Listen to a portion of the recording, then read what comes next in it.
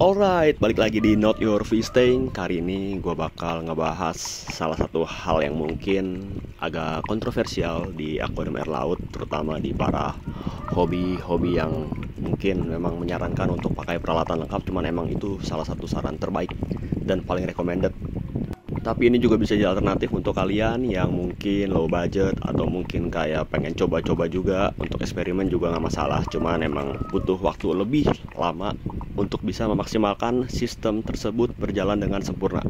Oke, jadi hari ini kita mau bahas yang namanya biofoam filter atau undergravel juga bisa sebenarnya.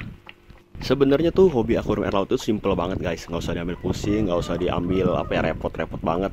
Karena emang tujuan hobi itu salah satu untuk meredakan stres. Kalau hobinya nggak berjalan lancar, otomatis kita malah tambah stres. So, jadi ini salah satu sistem yang sudah berjalan cukup lama di akuarium gua sendiri. Dan ini akuariumnya tank 40 cm, modal custom bekas Biara Cupang waktu itu. Dan gua alokasikan untuk jadi tank akuarium air laut. Dan ini sudah berjalan kurang lebih 2,5 tahun. Di awal memang banyak kegagalan dan banyak juga trial error. Udah banyak ikan juga yang mungkin ya wafat lah, cuman nggak nyampe 10 ekor sih. Ada yang wafatnya karena memang sakit, terus gara kebanyakan sih lompat karena memang waktu itu nggak pakai penutup. Dan notabene ikan yang saya sarankan untuk sistem ini adalah ikan-ikan yang mudah atau ikan-ikan yang mungkin ya untuk newbie oke lah, kayak ikan badut, terus ikan betok-betokan dan hal ya ikan-ikan semacam itu yang mungkin memang mudah untuk perawatannya dulu. Untuk sistem ini sebenarnya gampang banget sih, cuman butuh aerator, biofoam, atau juga kayak bikin simple kayak kita mau bikin filter di akuarium air tawar, terutama di tank gapi. Nah, kurang lebih kayak gitu untuk sistemnya.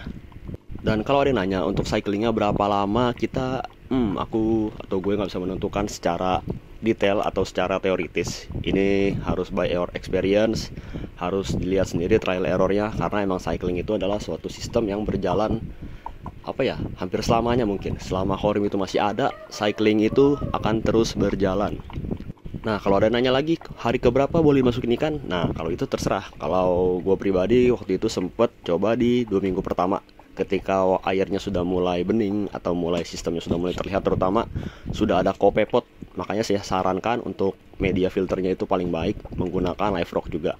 Jadi butuh ya beberapa media live rock lah untuk membantu mempercepat sistem tersebut menjadi mature atau ekosistemnya mulai terbentuk.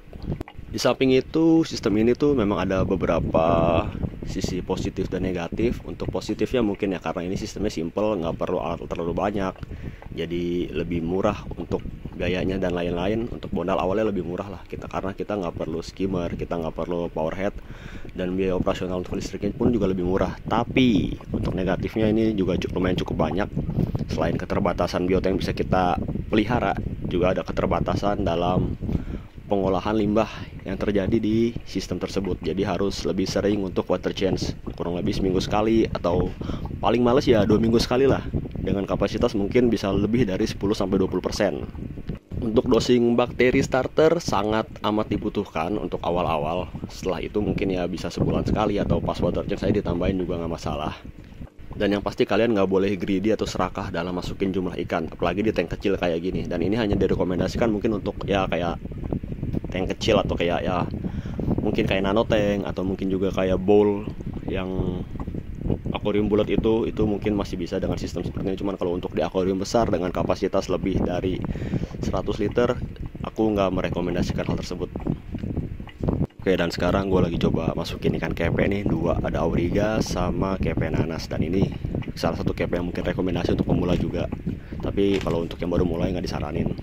Nah, tipe kepe itu salah satu ikan yang mungkin rewel di parameter air juga. Harus parameternya udah oke lah, tanknya udah mature. Oke, mungkin sekian aja video dari Not Your Fish Tank hari ini. Jangan lupa like, comment, and subscribe. Terus kalau ada pertanyaan atau ingin konten lain yang dibahas, silahkan via komen. Thank you.